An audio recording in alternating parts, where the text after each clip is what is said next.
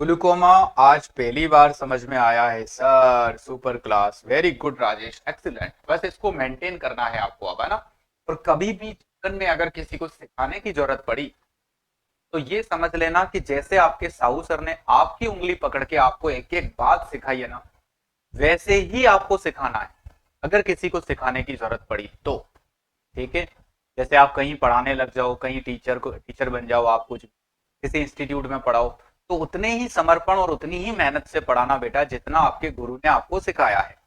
गुरु ने आपको कुछ नहीं, पढ़ाई सिखाई, धर्म का रास्ता सिखाया, सच्चाई सिखाई, ईमानदारी सिखाई। ये जीवन में आपको उपयोग करना है। इन्हीं से व्यक्ति आगे बढ़ता है। जो इन रास्तों को छोड़ देता है वो आगे बढ़ जाए, अगर गलती से धोखा करके आगे बढ़ भी जाए, लेकिन ईश्वर उसको वापिस वहीं ला देता है मेरे बच्चों। तो हमें धोखा करके, शॉर्टकट अपना के, गलत नीति से, गलत तरीके से कभी आगे नहीं बढ़ना है। धर्म के रास्ते से, सच्चाई ईमानदारी के रास्ते से ही जो आगे बढ़ेगा वो ही जीवन में परमानेंट सफलता हासिल करेगा। सर, आपका अचीवर बैच वाला डिसीजन हमारे लिए रामबाण साबित होगा बहुत जल्द। वेरी गुड, एक्सीलेंट बेटा, एक्सीलेंट। हम तो इसी नोट से पढ़ा देंगे। Yes sir. कॉन्सेप्ट को लॉन्ग टाइम याद रखने के लिए किसे रिवाइज करें? बस मैंने कहा ना कि जो आपको सिर्फ निचोड़ दिया जाता है ना, पूरा एक डेढ़ पेज का जो निचोड़ दिया जाता है आपको डेली, बस उस निचोड़ को दिन भर पढ़ना है, रिवाइज करना है। हमने पढ़ाई का टाइम बहुत शॉर्ट कर दिया। आपको हम ये कहते ही नहीं है कि भाई आपको पढ़ने के लिए 8 घंटे चाहिए, चाहिए नहीं। 10 मिनट एक क्लास को पढ़ने के लिए चाहिए, लिखने के बाद रिवीजन करने में 10-10 मिनट का टाइम। तो 1 घंटे में भी 6 बार रिवीजन हो रहा है हमारी क्लास का। तो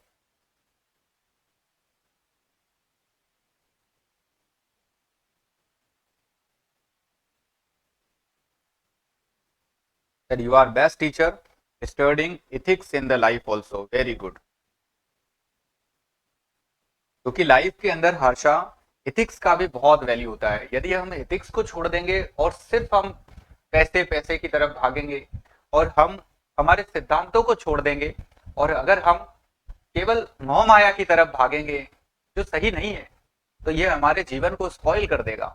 इसलिए मेरे सभी छात्रों को मैं यही कहता हूँ, एथिक्स का ध्यान रखो, अपने रिलीजन का ध्यान रखो, सब चीजों का ध्यान रखो, बड़ों का सबका ध्यान रखो, और फिर आगे बढ़ो तो सब।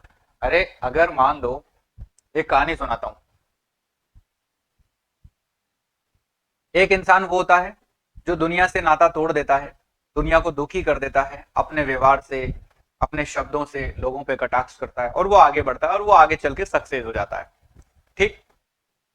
एक व्यक्ति वो होता है जो सारे लोगों के को खुश भी रखता है, सबकी सम्मान भी करता है, और फिर धीरे धीरे आगे बढ़ता है, और वो ऐसे आगे बढ़ता है। तो अब एक बात सुनो आप। केस वन वाला जो था, अब जब वो सक्सेस होगा तो उसकी सक्सेस में सेलिब्रेट करने वाला कोई है ही नहीं। उसकी सक्सेस को सेलिब्रेट करने वाला वो है ही नहीं, कोई भी नहीं है, क्योंकि उसने तो किसी से अच्छा व्यवहार ही मेंटेन नहीं किया। सारे काम उसने तो सक्सेस के चक्कर में ऐसे गलत किए कि सब लोगों को दुखी कर दिया, नाराज कर दिया। सेकंड वाला व्यक्ति, जिस दिन सक्सेस होगा भाई साहब, उसकी बारात में नाचने वालों की भीड़ लग जाएगी। अभी साहू सर एक आवाज दे तो साहू सर की बारात में नाचने वालों की भीड़ लग जाएगी भाई साहब।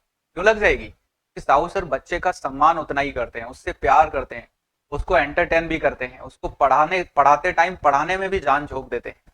साहू सर एक इमोशनली टीचर है। साहू सर बहुत मेहनती टीचर है, उसके साथ ये धर्म की नीति पे चलने वाले टीचर है। इस तरह से अपने बच्चों को पढ़ाते हैं कि बच्चे को लगता ही नहीं है, चाहे 4 घंटे भी बिठा के कहानियां सुनवाता रहूं, फिर तुम्हें यूं ही लगेगा कि सर अभी तो 10 ही मिनट हुए हैं।